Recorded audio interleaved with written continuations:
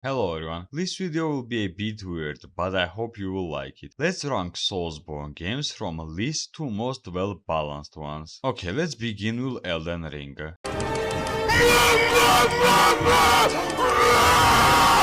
Yeah, the most unbalanced game among all Souls games is Elden Ring, and there is no two opinion about that. In Elden Ring, there is absolutely no balance. You either are always way too weak or way too strong. I will give you the best example as I can. On my first playthrough, as soon as I killed Margit, I straight up went for Godric, and as you can guess it, I got wrecked. I suffered on him for a while, and then I decided to leave him for a while. After killing a bunch of punching bug bosses and updating my weapon as hard as I could, I went back to him and I ran him down in less than a minute. And he's not the only example. I am 100% sure that any of you had a moment in which you meet a Remembrance boss or any other boss and he absolutely demolished you. You went on the other side of the map for a while, and when you came back, you accidentally two-shotted him. Soul's formula just does not work in open world game. You always are either way too OP or way too under level. There is no golden middle, and this is not cool at all. And this is without mentioning summons. Basically you have two choices. Play without summons against super aggressive bosses that spam you with one-shot AoE anime wombo combos, or use summon and turn any boss apart in less than a minute. Like, what the fuck is this dumb balance? Why, when I use a summon, I am whooping the shit from bosses with one hand, while beating my meat with the other hand, but if I don't use summons, I am forced to fight against bosses that run at me as if I personally stole their cars from them. The situation with weapon is no better. In base Elden Ring, you either use bleed and super duper ashes of war that allows you to just finger butthole any boss in this game, or you take a regular weapon and suck a dick 24/7. While in DLC you either take bleed and huge ultra great sword weapon and dominate bosses, or you take a regular weapon and suck a dick 24/7. If you think that this game's DLC is balanced, you are very wrong, because big thanks to amazing feature named Schedule 3 Fragments. This game's DLC is probably the most unbalanced thing that From Software ever created. I have two full videos about that, and I don't want to repeat it all over and over. So yeah, Elden Ring is balanced by a bunch of monkeys from Riot Game who are receiving payment with rice. Now Bloodborne. This one will shock a lot of you, but I honestly believe that Bloodborne is the second most unbalanced game among all Souls games. I will quickly explain why I think like that. On my last playthrough, I realized two very bad things about this game. First, almost every single boss in this game can just straight up one-shot you. Bloodsucker will his grab attack, Amelia will have wombo combo that microstans you to death, Lawrence will his stomp move in his phase 2, Rom will have meteor rain, Ebrietas will have head slam or will have lasers, Mikolaj will his laser beam, Ludwig will his move when he jumps in the air and after 3 seconds he jumps on your head, or will his moonlight charge move. This stupid firedog can one-shot you with his charge hit, and many more. And not only bosses. On this playthrough, I remember how before this homeless, there was werewolf. Just a regular werewolf. A regular basic mob. No mini boss. Just a regular basic mob. And I had a vigor at 25 if I remember correctly, and he just one-shotted me, like straight up one-shotted me in less than a second. Sadly, I can't show you my footages because I played Bloodborne at my job and I couldn't record footages for a obvious reason, so you just gotta believe me. Now there is a number 2,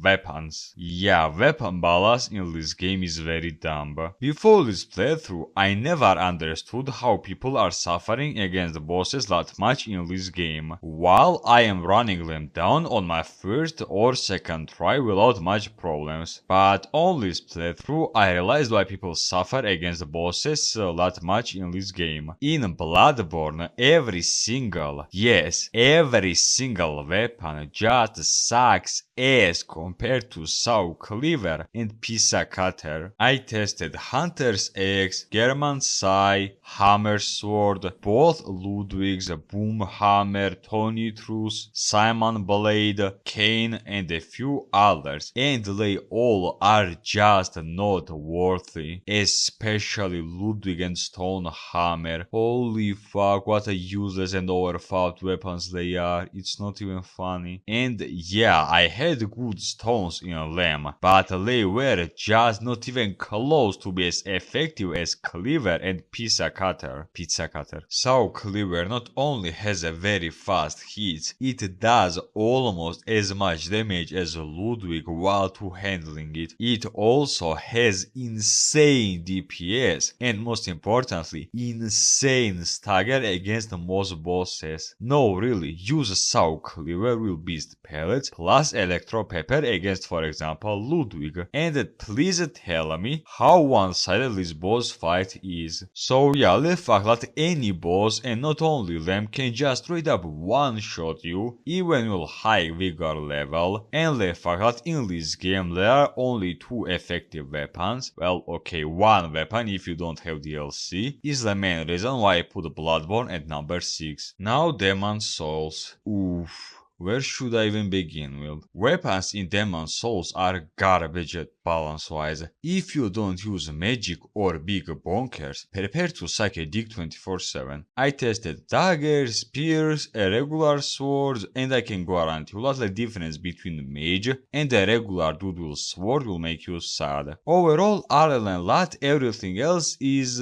plus minus balanced. But let's talk about this game's dumb mechanic named the Ward Tendency. In this game, if you are not in a human form, your health is reduced by half of your max health, unless you use one specific ring. In order to get your max health, you need to eat 1 stone, but if you do that, pray to all gods that you won't die, because if you die at least once, mobs and bosses will do much more damage, and if you die 2 more times in a human body, well, these all are debuffs that you will get on a Black Ward Tendency. And please tell me how a new player can even know about that without YouTube tutorials. Removing a player's max health while giving mobs and bosses increasing damage is just dumb. Also, let's talk about locations. In this game you have 5 Archthrones, and you can go whenever you want, and trust me, this is the illusion of a choice. For example, you killed Tower Knight, you can go whenever you like, but dear god, what will happen to you if you will visit 5-1 or Latria? Holy fuck, prepare your ass. In this game, you either know where you should go in a correct order, or just like me on a blind playthrough, you will visit Latria and this bastard will make you suffer. Also, in this game, you don't have Estus. Just like in Bloodborne, you need to grind in order to get healing. You spend half of your souls on a healing grass, and unlike Bloodborne, in which even without buying heals, in any location you could get heals after killing basic mobs, in Demon's Souls, the only location in which mobs drop healing grass is Boletaria, which is not cool at all. And also, the problem with healing in this game is that,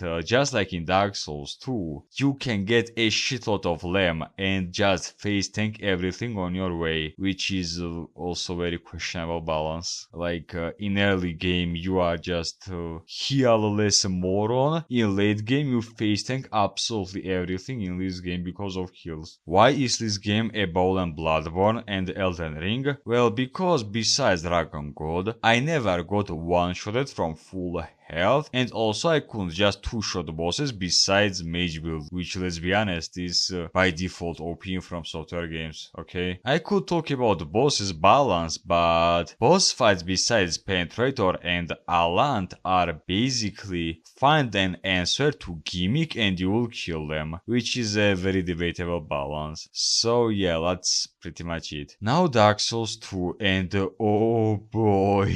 Yeah, you know other games are pretty shitty balance wise when Dark Souls 2 is this high. What's the problem of this game's balance? Well, first of all, important moment. Balance doesn't mean unfair or fair, okay? They are very similar but at the same time very different things. You getting full HP one tapped is unbalanced. You getting jumped by 10 enemies at the same time is just unfair. Okay, now about balance. In Dark Souls 2, balance just rises and goes down every 2 min. Sometimes you are, yeah, I'm absolutely demolishing this motherfucker as easy as beating my meat, and 2 min later, for example, Smelter Demon does a snoo to you. In this game, there are just way too many moments like that, which is not cool at all. Dark Souls 2, just like Elden Ring, overlevels you way too fast. If you spend even a bit time on a farm, you will realize that you became nearly invincible. If you play as a full tank with huge shield and sword, not only you are pretty tanky, not only you will do a big amount of damage, you also have a life gems, which you can buy infinitely. These life gems just show a huge middle finger to any balance in this game. Because not only you have both Estus and these stones, you can just devour life gems in the middle of a fight and just face tank almost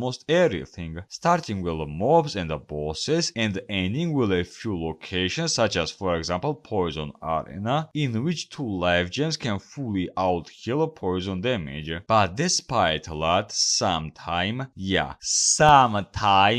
will find a small part of balance. For example, in late game this game is a plus minus balanced. DLC balance besides a few dump moments is also good, and there are a few bosses that give you a balanced, fair and interesting boss fights. For example, a fight with Pursuer, Wellstad, Throne Defenders or Smelter Demon. Yeah, Dark Souls 2 is unbalanced as fuck.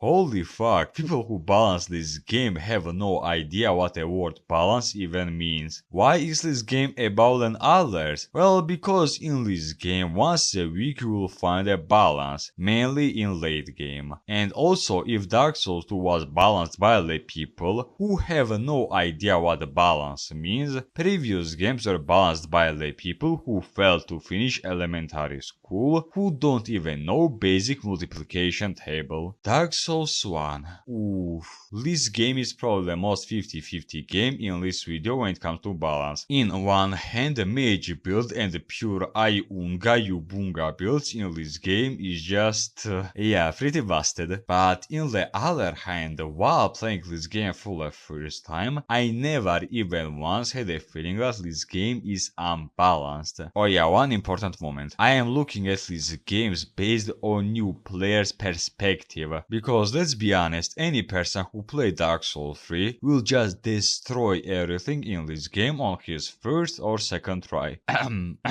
This game is more balanced than you think. In this game, unlike other Souls games, you will always have 10 Estus flask with you after resting on a bonfire. Game devs by giving you 10 Estus tell you that this amount of heal is perfectly fine in this current location. You won't be able to face tank mobs and bosses unlike Dark Souls 2, but at the same time you will always have a solid amount of the Estus next to you unlike for example Dark Souls 3. Bosses and locations are also placed very well. For example, in early game you start in Undead Purg. This location is pretty easy, and after that you will fight pretty easy Taurus Demon. After him you will visit another style location in which bosses will be, well, harder than previous one. And the list goes on and on until you visit Anor Londo. After Anor Londo, you press Lord Vessel and you can go on the 4 different directions. And unlike Dark Souls 2, in which after Lost Sinner you will for example try to kill Old Iron King,